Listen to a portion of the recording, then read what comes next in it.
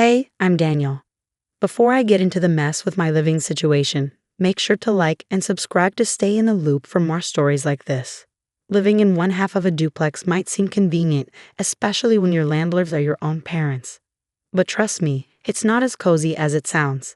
I'm Daniel, a software engineer, and I've been grinding away at my job, pushing code and beating deadlines. My hard work paid off, and I landed a hefty promotion. You'd think that would be a good thing, right? Well, that's when things took a turn.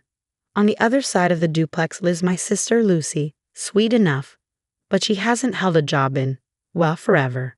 And yet, she stays rent-free, no questions asked. The day I got my promotion, I was still buzzing from the news when I had dinner at my parents' place.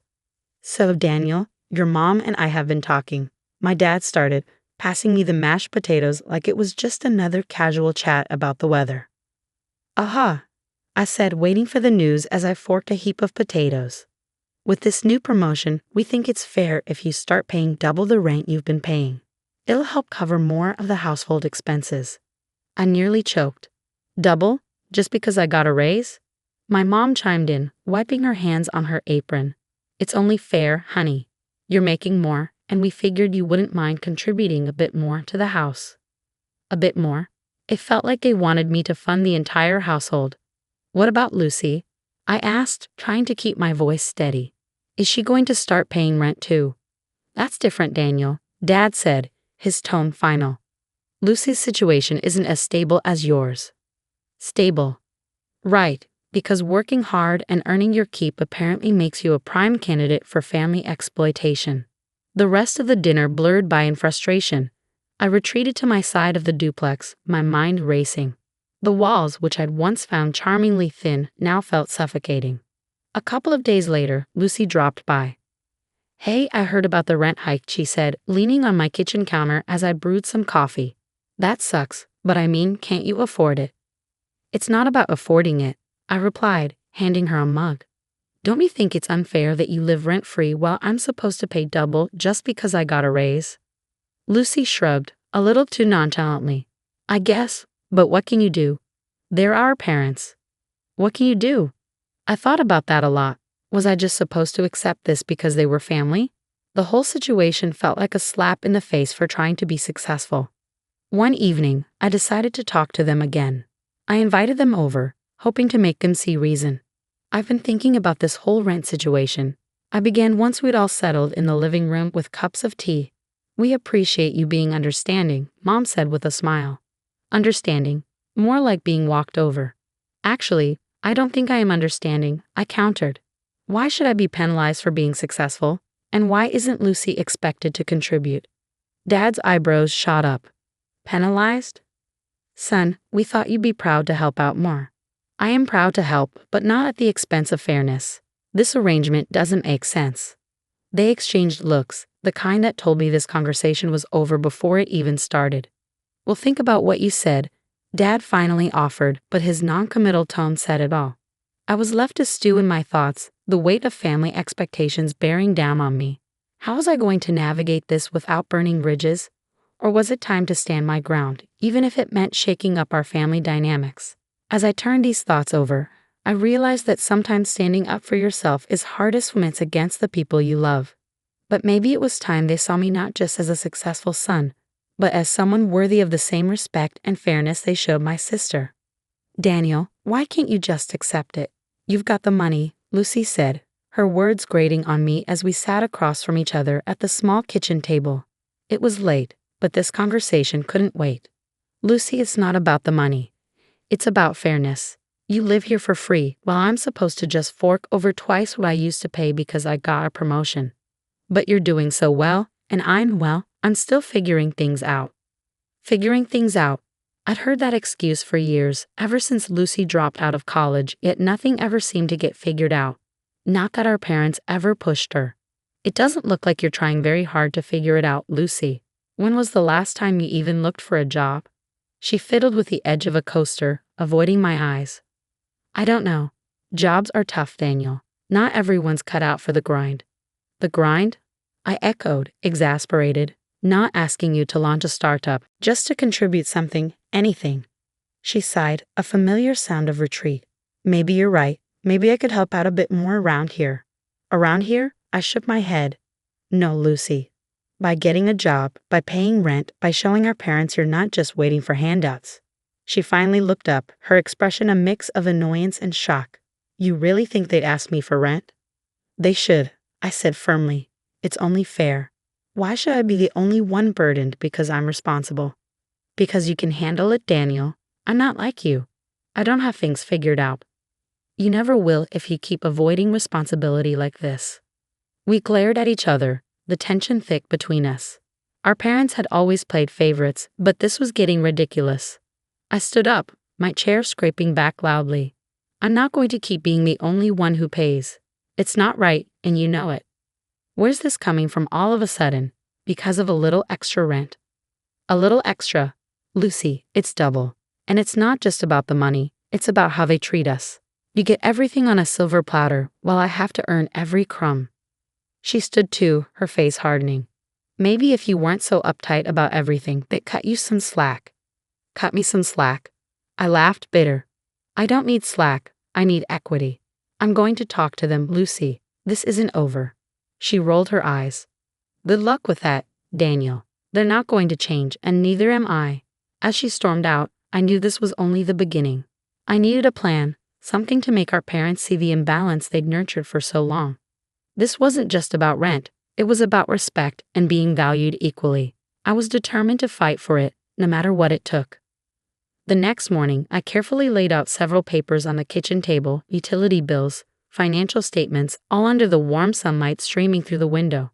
Lucy eyed the paperwork with suspicion as she sipped her coffee. Daniel, what are you doing with all that? Just checking some numbers, making sure everything adds up. You'd be surprised how often it doesn't. I handed her a sheet showing discrepancies in how expenses were shared. Look at this. I'm paying way more than half, Lucy, and I don't even use more than you do. She scanned the document, her brow furrowing. I had no idea. And that's just the start. Look at this. I handed her another paper, a breakdown of maintenance expenses, again unfairly distributed. There's a pattern here, Lucy, and it's not just about us. It's about how they're managing everything.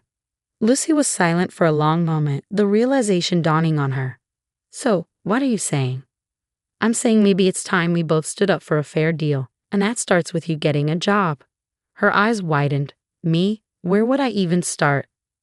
Yeah, you. Look, I found some job listings that might suit you.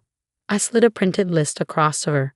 Barista, bookstore clerk, receptionist, entry-level stuff. But it's a start. She looked at the list, then back at me with a mix of apprehension and something like respect. You think I can do this? I know you can, Lucy. You just need to try. Show them you're capable, and maybe they'll see things need to change. For the next few weeks, I helped Lucy prep for interviews, redo her resume, and even practice answering typical job questions. It was strange being in this role with her, but it felt like we were finally on the same page. Meanwhile, I kept collecting evidence, every receipt, every bill. I even started a spreadsheet documenting everything in excruciating detail. It was tedious but necessary. If I was going to confront our parents, I needed indisputable proof. The day Lucy landed a job at a local cafe, I felt a twinge of pride and relief. She came home with a bounce in her step that I hadn't seen in years. I got it, Daniel. I actually got it. That's amazing, Lucy. See? I told you could do it. She grinned, and for a moment, it felt like we weren't just siblings at odds, but allies. So what's the next step? She asked. Now we sit down with them together. We lay it all out, the job, the finances, everything. She nodded, her expression serious. Let's do it. That evening we gathered in the living room, the air thick with anticipation. Our parents looked confused, perhaps a little worried, as we presented our findings. Mom, Dad, we need to talk about the rent and the bills, and about treating us fairly. I laid out the papers, each one a silent testament to the skewed balance that had governed our lives for too long. Lucy sat beside me, her presence a show of support. I hadn't expected Lucy's support, but I was grateful for it as our parents listened, brows furrowed. This was a turning point. Whatever came next, we had sparked a conversation that was long overdue. And with Lucy now working and the evidence laid bare, things had to change. The living room felt more like a boardroom as I laid out the last of my documents on the coffee table. Beside me, Lucy shifted nervously in her chair, her hands clasped tightly in her lap. Across from us, Mom and Dad looked on, a mix of curiosity and concern etched into their faces. Mom, Dad, we've brought you here because we need to address something important, the way things have been handled financially in this house. I began pointing to the spreadsheets and bills spread out before them. Here, you can see a detailed record of the past year's expenses. Notice the disparity in how utilities and maintenance costs have been divided. As they leaned in to examine the documents, I continued, Lucy and I have had very different financial responsibilities in this house, despite occupying similar spaces. And with my recent promotion, the increase in rent I've been asked to pay isn't justifiable, especially now that Lucy is also employed. Lucy chimed in, her voice steadier than I expected. I've got a job now, and I'm ready to start contributing financially. It's only fair that we reassess how we handle expenses around here. Mom's eyes flicked between the papers and us, a frown forming. We didn't realize the impact this was having on you, Daniel. Dad nodded, taking a deep breath. We thought we were doing what was best for the family. Lucy needed support, and Daniel, you were in a position to help. That's true, I acknowledge, but supporting family shouldn't come at the expense of fairness. The burden has been disproportionately on me, and now that Lucy is capable, it's time we even things out. I then laid out a new proposal, a split that considered both our incomes and was proportional to our usage of resources in the duplex. This way, we all contribute our fair share. It's transparent, it's equitable, and it reflects our current financial situations. The room was silent for a moment as our parents absorbed the information. Then Dad spoke up, you're right. We let our concern for Lucy cloud our judgment. It wasn't fair to you, Daniel. Mom reached across the table, her hand touching mine. We're sorry, honey. We just wanted to make sure Lucy was okay. But we see now that we weren't being fair to you. I squeezed her hand, feeling a weight lift from my shoulders. Thanks, Mom. I appreciate that. All I want is for us to feel like we're all being treated equally. Lucy added, and I'm going to make sure I pull my weight. It's time I step up and show that I can handle more responsibility. We'll implement these changes immediately, Dad declared, looking at the proposed numbers. And going forward, let's keep this dialogue open. If there's an issue, we talk about it as a family. The meeting ended with a sense of closure and a plan for moving forward that we all agreed on. As we tidied up the papers, Lucy leaned over and whispered, Thanks for pushing for this, Daniel. It feels good to be part of the team. It was more than just about money. It was about respect and recognition within our family. As we walked back to our respective sides of the duplex, I felt a genuine hope that things between us, between all of us, were finally on the right track. The fairness of the situation had been restored, and with it, the balance within our family began to mend. The story of Daniel and Lucy has just wrapped up, highlighting how important fairness and communication are within a family. Now I want to hear from you. Have you ever felt unfairly treated by your family because of financial issues? How did you handle it, and what was the outcome? Please share your thoughts and experiences in the comments below. It's a great way to connect and learn from each other's stories. And if you enjoyed this video, don't forget to hit that like button and subscribe to the channel for more thought-provoking content like this.